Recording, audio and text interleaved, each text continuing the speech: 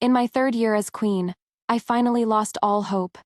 My husband crowned me, yet he spent every night in the chambers of his favored lady. My child was mine, yet he wished for another woman to be his mother.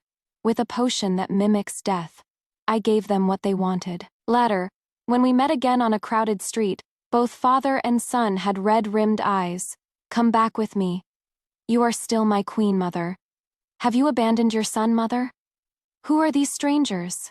I clutched the child in my arms, looking at them as if they were unknown to me. When did I ever give birth to 2 children? I will abide by your majesty's arrangements. I knelt on the floor, my head bowed. Arthur was surprised. You mean you agree? Yes. I once thought I would rather die than agree to this. Arthur wanted me to send our son, Leo, to the Pavilion of Swans, to be raised under Lady Liliana's name. How utterly ridiculous. I was his first wife, the woman he married in his youth, the queen he had proclaimed to the world, and he wanted me to give the child I had risked my life to bear to his favorite consort. Because the precious Lady Liliana had taken a liking to him.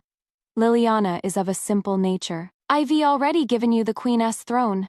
She only asks for 1 child. For Leo's sake, she even drank a potion to render her barren. What more do you want? I know it's hard for you, but we will have more children in the future. We can have many, many more children. He seemed to have forgotten. When I gave birth to Leo, he was leading his army to conquer the eastern provinces. Our camp was attacked. I hid in a cave for 3 days and 3 nights before finally delivering our son.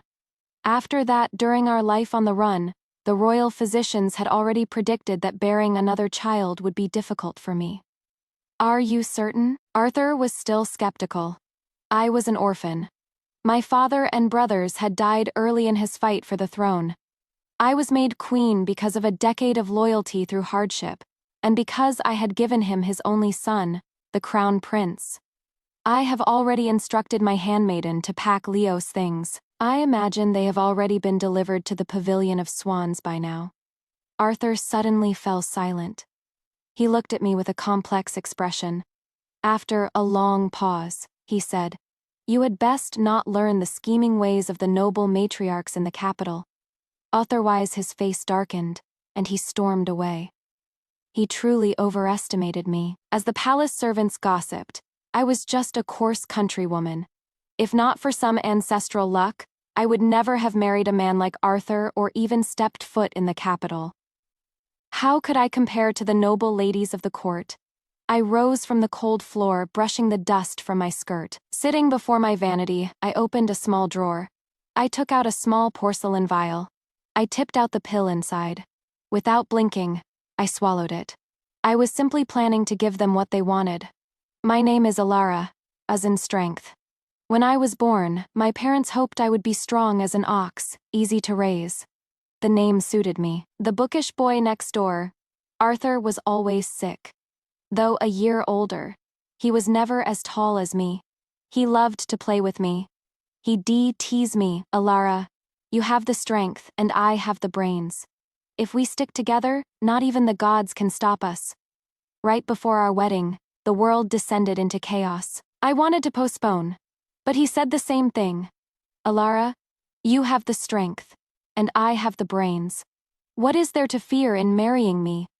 I wasn't afraid of marrying him. I was afraid of being a burden. My little turnip of a boy, Arthur, had grown tall and strong, skilled in both scholarship and combat. The village scholars said he was destined for greatness. Fortunately, my brute strength proved useful. It allowed me to pull him from a pile of corpses and carry him over 3 mountains. It allowed me to hide in a cave, enduring 3 days and nights of labor without a sound. It allowed me to raise our son Leo while hiding in an enemy camp, working as a slave. I was so proud back then. My Arthur was so smart. He truly had the brains, and I truly had the strength. The royal palace, becoming queen, nothing to fear. How foolish I was. The glittering palace was no place for brute force. There was no way to use it. The first thing to change was the people around me. Before, when I was with Arthur, his men all called me sister with respect. "Sister, the flatbread you make is delicious." Sister, your needlework is beautiful. Sister, you carried the general so far, were you injured? The day I emerged from the enemy camp with 3-year-old Leo, those soldiers knelt before me, their eyes red. Their voices thundered. Sister, we were late. After entering the palace, no one called me sister anymore. The head eunuch bowed to me, addressing me as Your Majesty, and then an awkward silence fell. All eyes were on me. I was never a clever person. But in that moment, I suddenly understood. The capital was filled with nobles. Even the palace maids had fair skin and rosy lips. They were delicate and lovely. I instinctively looked down. 3 years in the enemy camp had left my skin chapped by the northern winds and darkened by the sun. And my hands. I hid them in my sleeves. The layers of calluses were likely thicker than those of the lowliest servant in the palace. The second to change was Arthur. Oh, not long after entering the palace, I realized. There was no more my Arthur, only Emperor Arthur. Arthur took a royal consort, Lady Liliana, the eldest daughter of the Chancellor. Before she entered the palace, Arthur held my hand and explained softly, Alara, the Chancellor's support was crucial for the army to take the capital so quickly. His family has deep roots here. Securing your position as queen was the result of much negotiation. No matter what, you are my only true wife. Do you understand? I didn't nod or shake my head. I just asked him, is the Chancellor's daughter beautiful? Arthur smiled and pinched my nose. Not as beautiful as my Alara. He lied. Lady Liliana was as elegant as carved jade, her every movement graceful in a way I could never learn. She was also several years younger than me. Whenever things didn't go her way, her eyes would turn red like a rabbit's, and she would look at Arthur with a mournful gaze. At first, he found it tiresome. He said he couldn't handle such a delicate lady. Later, he spent more and more nights in her chambers. Eventually, even on the designated nights he was to spend with the queen, he would let her summon him away. One night, I saw them together. The moon was a perfect disk. Liliana was playing the zither beneath it. Arthur leaned nearby, drinking wine. He watched her. A smile played on his lips, and his eyes were filled with the shimmering moonlight. That night, I learned the first line of poetry in my life. So easily the heart of an old friend changes, yet they say it is the nature of hearts to change. If it had only been that, I wouldn't have wanted to leave. The person who gave me that vial of fake death potion had warned me. Do not use it unless absolutely necessary. It was still a drug, with some toxicity. For instance, it might cause me to forget certain people, certain things. I thought I would never use it. No matter what Arthur became, I still had Leo in this palace, my child whom I carried for 10 months and raised with all my heart. When the entire court laughed at my coarseness, unfit for a queen, he, with his childish voice, would have them punished one by one. He loved to curl up in my arms and, when no one was around, whisper Mother.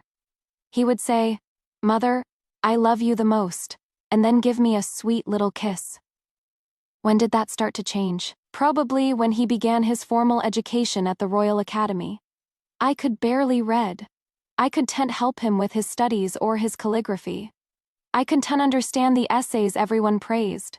His father was always at Liliana's palace, so he started going there often. One year for his birthday, Liliana gave him a miniature crossbow.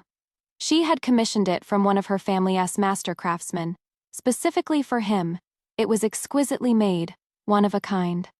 From then on, Lady Liliana was always on his lips. I wasn't jealous of Leo's closeness with Liliana. He was the crown prince. He would need to have ties with her family in the future. Except for one time. Leo was running too fast that day and forgot his cloak. It was a cold winter day.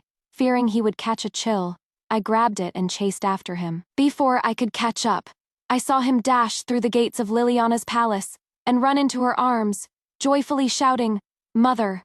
She embraced him fully. I thought of the 3 days and nights I was in labor with him. The weather was just as cold. Outside, bandits with torches were searching for me. I hid in the corner of a deep cave, half my body submerged in icy water. I let the contractions rack my body, biting down on a cloth, not daring to make a sound. When I finally gave birth to him, I was covered in my own blood. But it turned out, he could call another woman mother. I cried once, and then tried not to think about it. A mother doesn't hold a grudge against her child. He was not yet 6. What was there to argue about? Until Liliana proposed that Leo move to her palace, that he be officially registered as her son, under her name. Your Majesty, I know you are wary of my father, of my family. I love you so much. How could I bear to see you troubled? I will not have children. I genuinely love Leo. If you give him to me, I will never have a child of my own. On that stormy night, Liliana, in front of Arthur and me, drank a bowl of infertility potion. Your Majesty the Queen, if you truly love Leo, then give him to me. I can give him my entire family's support. What can you give him, huh? She clutched her stomach, her sobs heart-wrenching. But I was unwilling. No one knew how much I had suffered to give birth to Leo. Just as no one knew the humiliation I endured in the enemy camp for 3 years to keep myself and Leo alive. He's just a child. Give him to the consort, and you will still be the Empress Dowager in the future. Alara, how long are you going to make a scene? Arthur rushed to Liliana's side, supporting her, his voice sharp with reprimand. I looked at the blood trickling from under Liliana's robes. Was I wrong? Was it wrong to want to keep my own child? Just then, Leo burst in. He pushed me hard.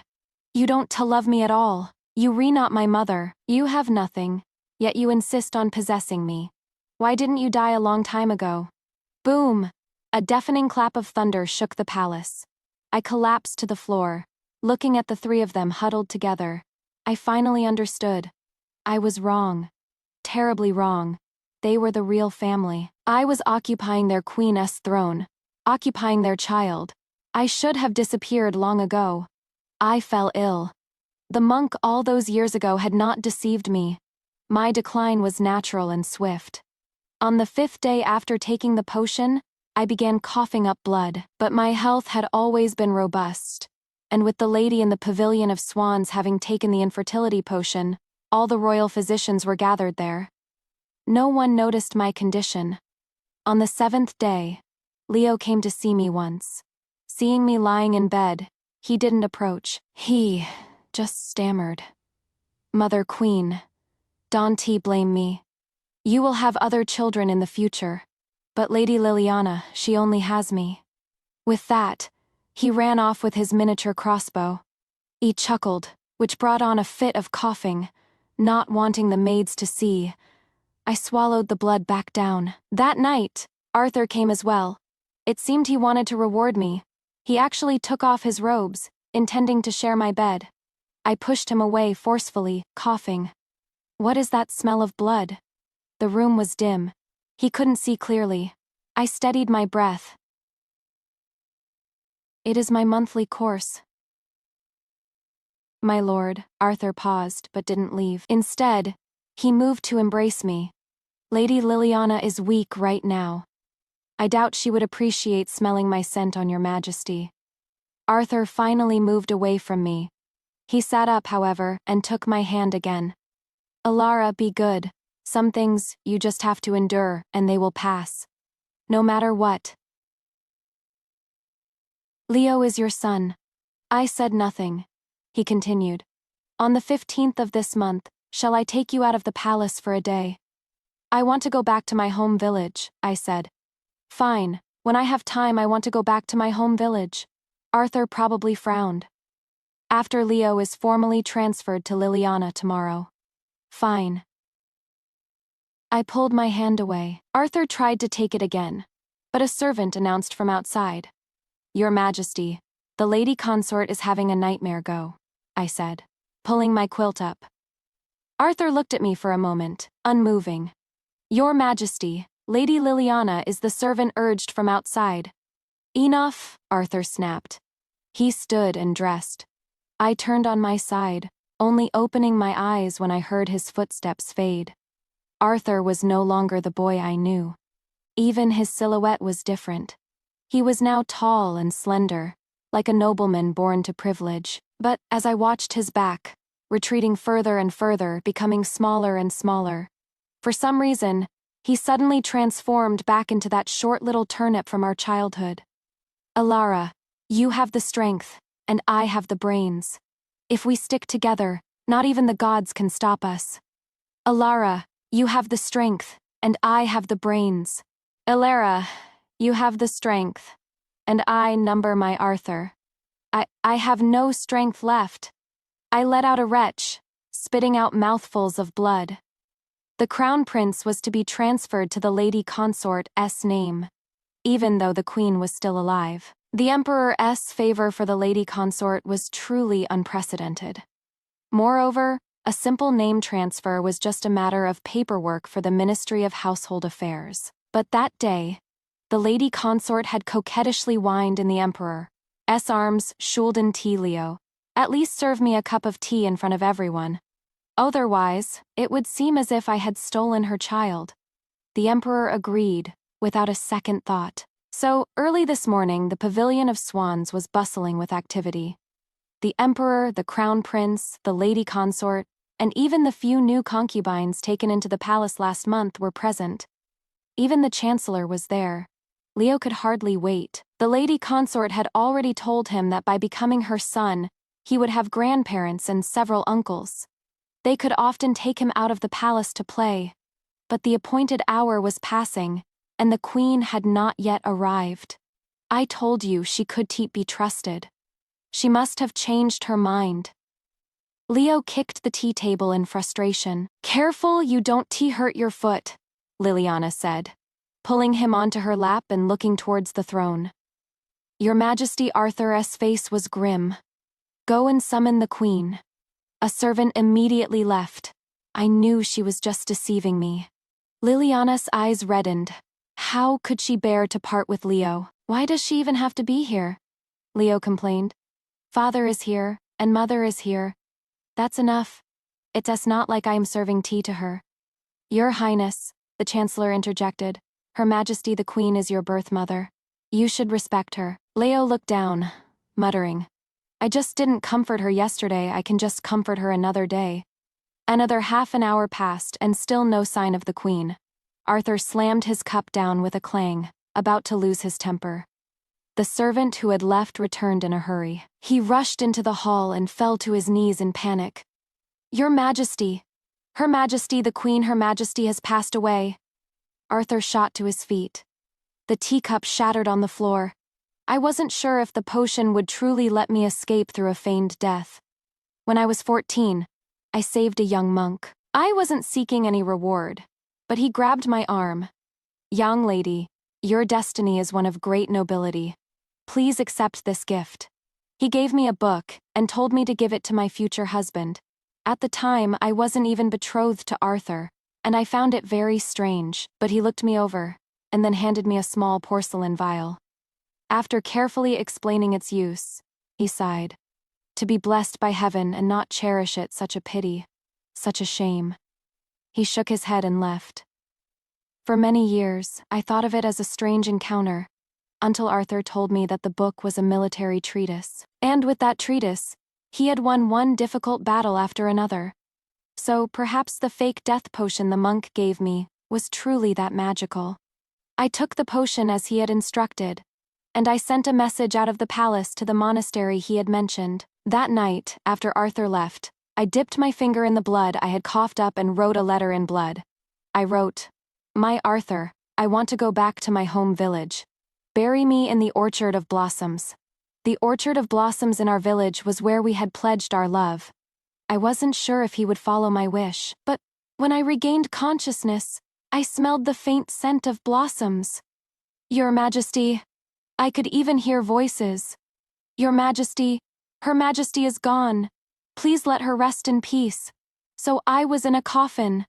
Though I was conscious, my body couldn't move. I could barely feel myself breathing. Your Majesty, the voice continued. Please let go, Your Majesty. It was the voice of Arthur's head eunuch. My awareness slowly returned. Open the coffin. I suddenly heard Arthur's deep command. Open the coffin for me! Open the coffin! Number the monk had said I would be in a death-like state for 10 days. Within those 10 days, he would come for me. If the coffin was opened now, my corpse, showing no signs of decay or lividity, would expose the ruse. Your Majesty, Her Majesty suffered so much in life. Please let her be buried in peace. How dare you restrain His Majesty? Father, a child's cry. Father, didn't you say Mother was just sleeping? Why are they burying her in the ground? They said she passed away. That means she's dead and never coming back. Is that true, Father? It was Leo. A clamor of voices followed, trying to persuade Arthur, saying he hadn't slept for 7 days and nights, and couldn't endure any more grief. Some knelt, swearing they hadn't told the young prince anything. Others shouted that the lady consort was feeling unwell at the royal lodge. Suddenly, someone cried out, His Highness the Prince. His Highness is having another seizure. Leo had suffered a high fever as a child that wasn't treated in time. It left him prone to seizures when he had a fever. Then another cry, Your Majesty is coughing up blood. Physician, physician. Coughing up blood, Arthur. Now that no one was occupying his queen's throne or his prince's position, was he so happy he was coughing up blood? It was too noisy. Take His Majesty and His Highness back to the lodge. The Chancellor finally made a decision.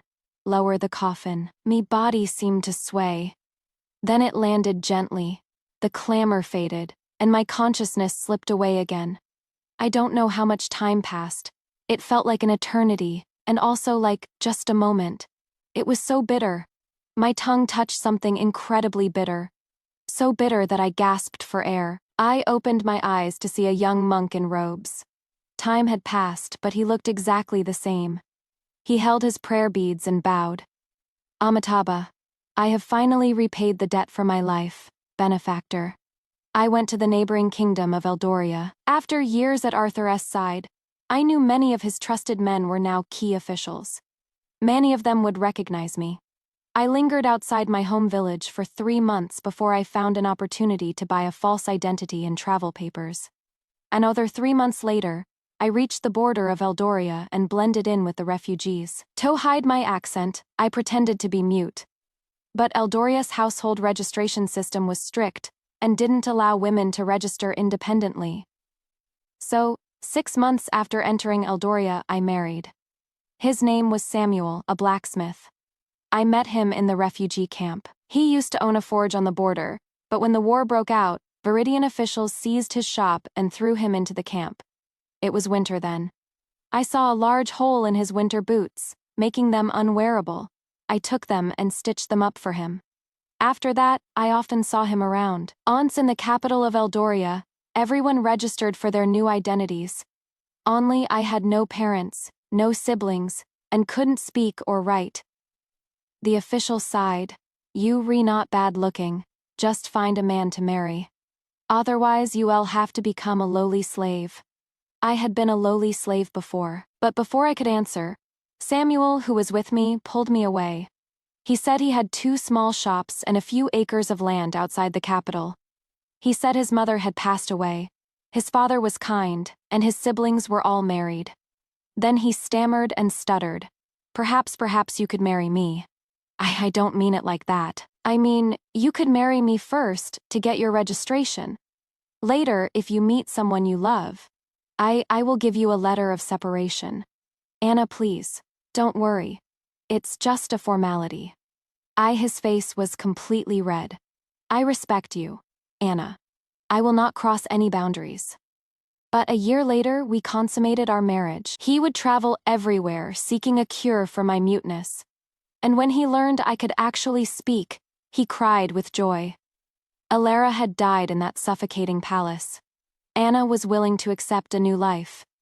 Another year later, we had a daughter. During the birth, I was silent as usual. But Samuel, a man who could hammer 100 pounds of iron without flinching, cried like the sky was falling. My wife, we will never have another child. It's all my fault. Why did I want a child that would take your life? I told him I had difficulty conceiving. but he still insisted on taking medicine for 6 months to ensure he could not have any more children. 3 years passed. Our daughter grew to be a lovely cherubic girl. Samuel wanted to send her to school, so he sold the land and consolidated his 2 small forges into one larger one in the capital. Our family moved into the city. The capital had many wealthy families.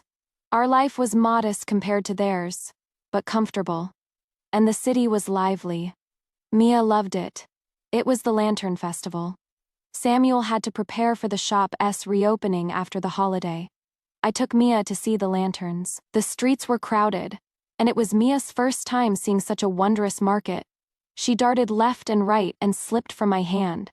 I searched for her for half an hour, drenched in sweat, before I heard her angelic voice call out, "Mama." I turned to see her in the arms of a man. Lanterns of all shapes, phoenixes, mandarin ducks, lotuses floated into the sky, casting a dreamy glow over everything. The man stood under the lights, a young boy about shoulder height beside him. The moment he saw me, the gentle smile on his face froze. "Mama." Mia broke the silence. "Mother," the boy, as if waking from a dream, rushed towards me. "Mother, you alive." He grabbed my sleeve. "I knew it. How could you leave me and father?" I forced my clenched fist to relax. I managed a smile. "Young sir, you must have the wrong person." After all these years, I spoke the Eldorian language fluently. "Mia, come here. Let Mama hold you."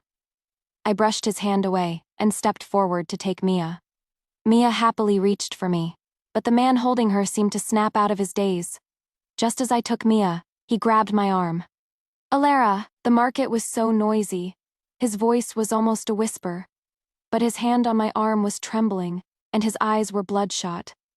"Alara," he said again and again. "Alara, Alara, sir. You have also mistaken me for someone else." I looked at him calmly, holding Mia and taking 2 steps back. But the young boy— "Mother." I gave them a cool glance, held Mia tightly, and turned to leave. Truthfully, I hadn't forgotten anyone or anything. I recognized them both at once. Leo was taller, looking almost exactly like a young Arthur. Arthur had lost some of his sharp edge, especially the way he smiled at Mia. He had never smiled so gently at Leo, but I wanted nothing more to do with them. "Mama, did I cause trouble for you?" Mia asked as I was putting her to bed that night. I smiled and kissed her forehead. Be a good girl, Mia. You sleep now. Mama is going to make a late supper for Papa." Mia nodded obediently and closed her eyes. I left a small lamp on and went to the kitchen. Samuel hadn't eaten dinner at home. He would be hungry when he returned. As usual, I prepared some noodles and added 2 eggs. As I carried the bowl to the front room, I heard a knock on the door. I opened it to a smiling face. My wife. He bent down and hugged me tightly. My husband. I smiled and hugged him back. But over his shoulder, I saw a figure in the shadows by the courtyard gate. I froze, as if struck by lightning. "Is Mia asleep?" Samuel asked me. Yes. Samuel was still hugging me. Mia was 4, but he was still as affectionate as ever. The figure in the shadows seemed to take a step forward, but was pulled back by another. Samuel kissed my cheek again. The figure pulling the other back knelt down. Since Arthur became emperor and founded the Viridian Empire, our 2 nations had been at odds for years. It seemed Arthur had infiltrated the city and could not reveal his identity. I looked away and closed the door. In the middle of the night, a soft knock came at the door. 3 quick, 2 slow. The secret signal used to pass me messages when I was in the enemy camp. I stared at the canopy above my bed. The knocking continued, soft but persistent. Finally, I got up. The moment I opened the door, a man knelt before me. "Your Majesty, I beg you, please see the Emperor just once."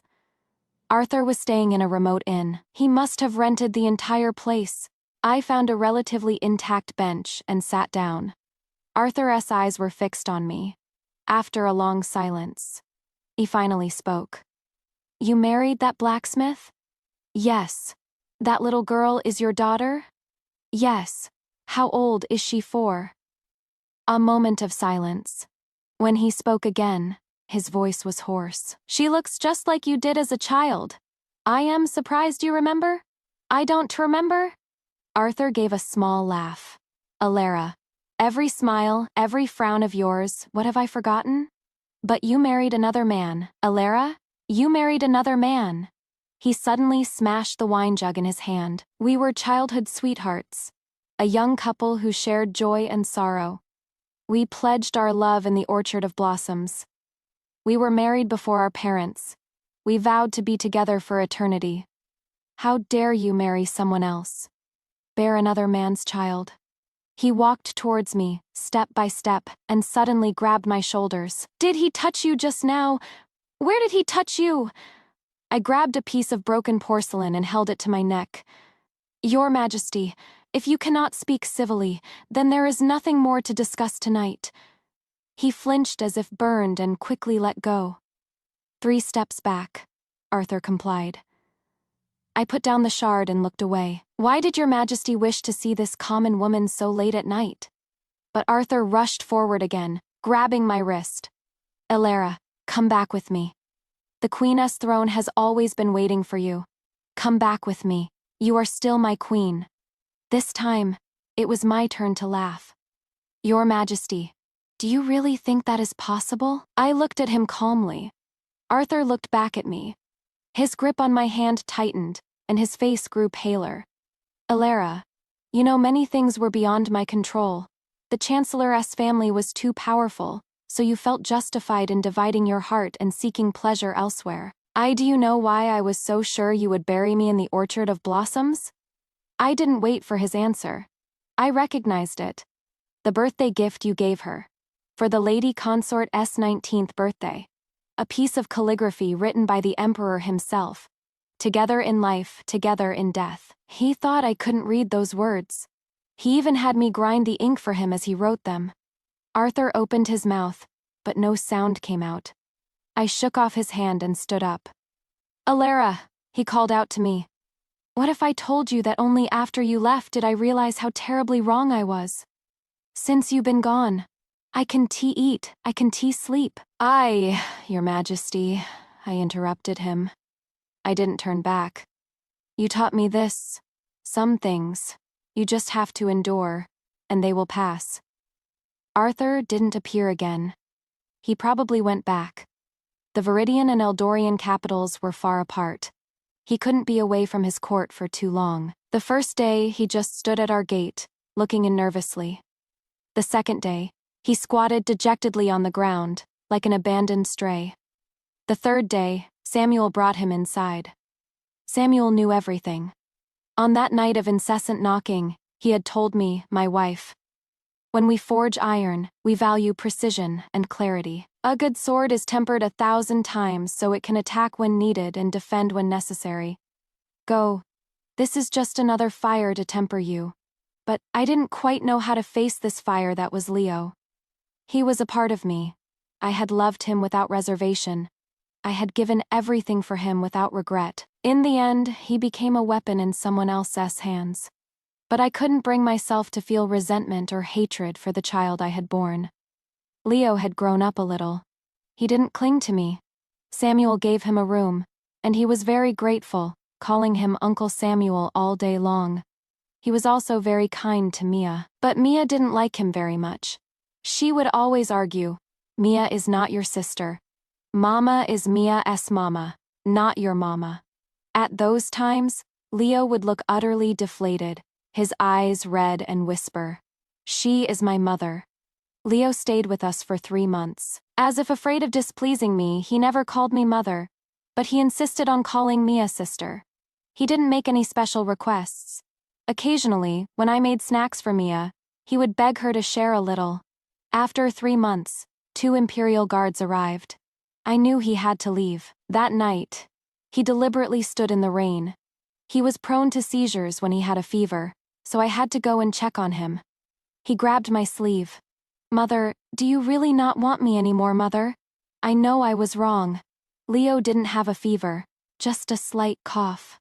With each cough, tears streamed down his face. Mother, I didn't understand back then. Lady Liliana taught me to say those things. She said if I said them, you would let go. She acted so kind, promised me so many wonderful things I couldn't resist the temptation. I always thought you loved me so much. You would never stay angry with me.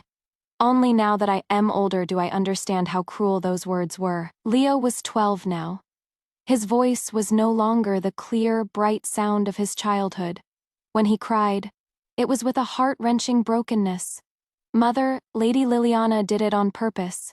She tricked me, lured me into a life of pleasure and indulgence, which made Father angry with me. She said she drank the infertility potion, but the year after you left, she became pregnant. She said she loved me like her own child, but when I had a fever that time, she hid it from the physicians. Leo pulled up his sleeve, revealing a deep, scarred bite mark on his arm. If I hadn't bitten myself, Mother, she wanted me to die. He cried harder, barely able to form complete sentences. Mother, I still remember in the enemy camp every time. Every time you gave me your fingers to bite, even when they were broken. You still had to clean the stables. Wash the clothes, your hands were always broken and raw. As he spoke, I pulled it away, habitually hiding it behind my back. I had long forgotten. The wounds on those hands were far more than just that. Mother, I know I was wrong. I will never say or do things to hurt you like that again. Mother. Leo clutched the corner of my tunic, his face streaked with tears as he looked at me. Will you forgive me, please? I stood beside him as he sat on the bed. There were countless nights when I held him, and we both cried. But now, as he cried his heart out, I just watched him calmly. Mother. Leo called out again. I sighed. I took a handkerchief from my sleeve and handed it to him.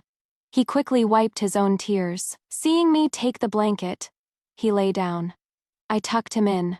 Sleep well, Your Highness. I didn't resent him. I didn't hate him. But I could no longer love him as I once had. Leo left.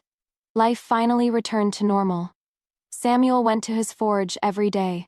I continued to do embroidery to help with our expenses. Mia had seen enough of the city and no longer wanted to go out all the time.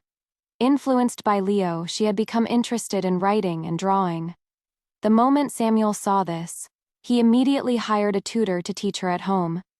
Mid-year, business at the forge suddenly boomed. Samuel had some education but, like his father, was passionate about sword-making. The capital was full of nobles, and many of them were connoisseurs. By word of mouth, his swords became highly sought after.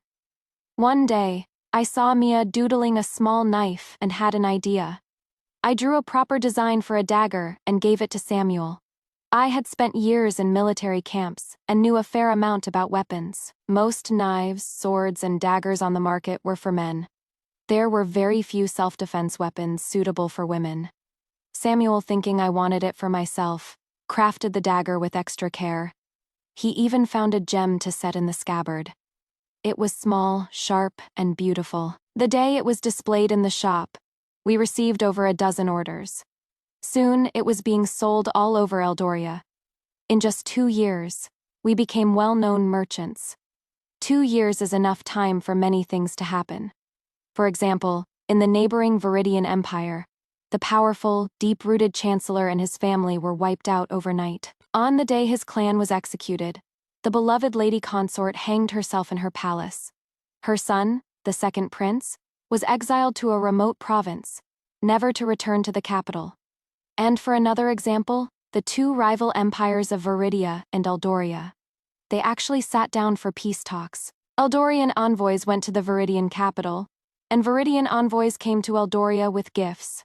It was rumored the 2 emperors had already met in secret. I did see Arthur in the city twice. Once before the chancellor's fall, I got up one night, heard a dog barking, and looked out to see a familiar figure. He just stood outside the gate, so I ignored him. The second time was after the chancellor's fall. One day, picking Mia up from her school, I saw she was holding a grasshopper woven from straw, one I recognized all too well. A man in dark clothes gave it to me. I looked back and saw just a glimpse of a retreating figure. I didn't think much of it. We were on separate paths now. His actions were meaningless. I thought that would be the end of it between us. He, the high and mighty emperor. Me, an ordinary merchant's wife. Our paths would never cross again. It was a snowy day. Samuel was away on business. Mia was home early from school. I had a fire going in the courtyard, and we were roasting sweet potatoes. Just as I smelled the sweet aroma, a white dove landed. "Mama, there is a note." Mia ran over excitedly and handed me the slip of paper. I opened it. On the small square, there were only 3 words. Mother. Run. And no other child in the world would call me mother. Alarm bells went off in my head. Run? Why run? How to run? Where to run to? Samuel was not here, and I had a child with me. I was no longer a naive young woman. I quickly calmed down. Whether we ran or not, we had to be together as a family. Samuel was due back today. If I left now, I should be able to meet him on the West Road.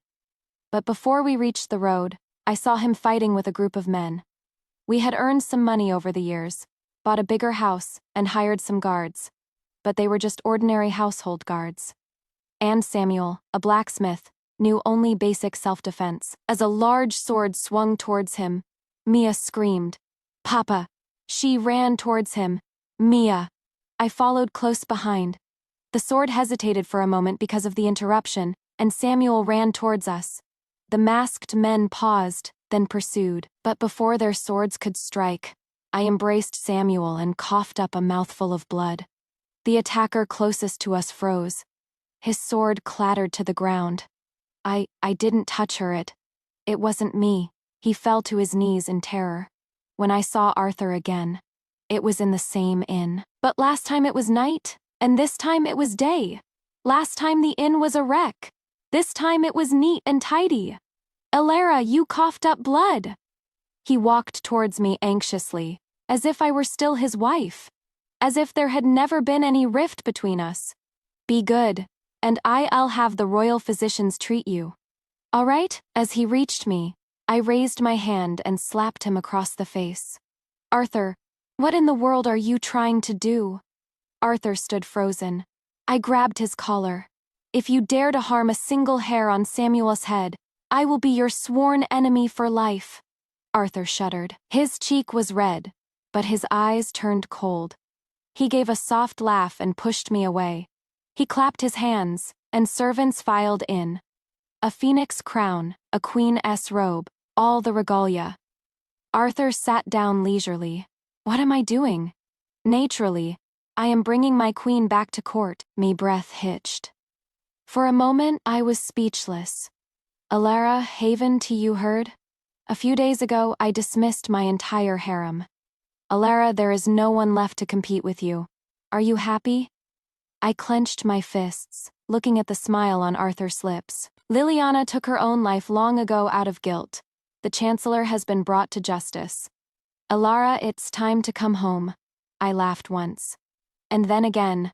"Alara, I have arranged everything. You will bring Mia with you. I will treat her as my own daughter. Ivy even thought of a title for her. How about Princess Aurelia? Do you remember when Leo was still in your womb, and we didn't know if he was a boy or a girl? We chose a name from a poem about excellence. When Mia comes back, she and her brother Arthur," I interrupted him.